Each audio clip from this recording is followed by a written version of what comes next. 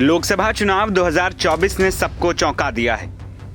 NDA को जहां 291 सीटें मिली हैं तो वहीं इंडिया गठबंधन को 234 सीटें मिल गई हैं। सबसे बड़ा उलटफेर उत्तर प्रदेश में हुआ है। बीजेपी को 33 सीटें मिली हैं, जबकि 2019 में 5 सीटें पाने वाली सपा को 37 सीटें मिल गईं। कांग्रेस को 6 सीटें मिली। उत्तर प्रदेश में सबसे ज्यादा हार की चर्चा अयोध्या सीट की हो रही है।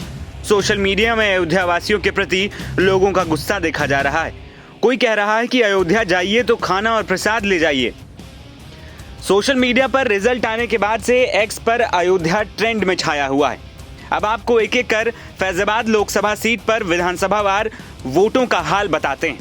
दरअसल फैजाबाद लोकसभा सीट में 5 विधानसभा सीटें आती हैं। अयोध्या विधानसभा सीट पर 1,04,671 वोट मिले, तो वहीं इंडिया गठबंधन को 1,04,000 वोट मिले। अयोध्या विधानसभा सीट पर बीजेपी को मामूली बढ़त मिली थी, जबकि 2019 में यह बढ़त का अंतर कई गुना ज्यादा था। लेकिन जहां तक रही अयोध्या से हार की बात, तो अयोध्या विधानसभा सीट के मतदाताओं ने बीजेपी को ज्यादा वोट दिए हैं। भले ही दोनों पार्टियों के वोट में अंतर कम हो, लेकिन बीजेपी की अयोध्या विधानसभा सीट पर जीत हुई है। लेकिन इसके बाद बाकी 4 सीटों पर बीजेपी का हार का सिलसिला शुरू हुआ।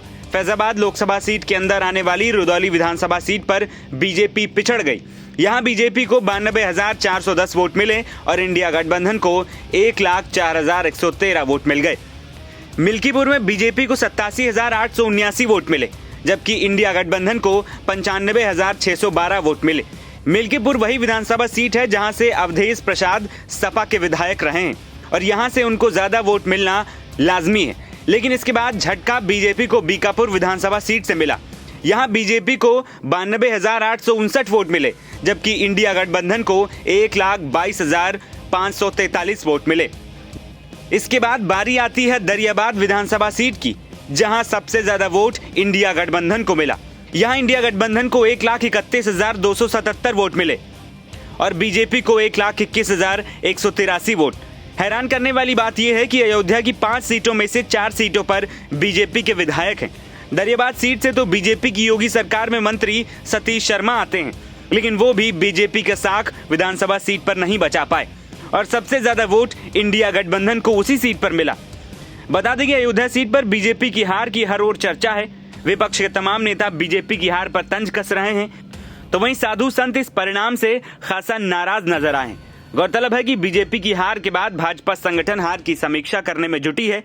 चर्चा ये भी है कि इसके बाद कई मंत्रियों और पदाधिकारियों पर गाज गिर सकती है।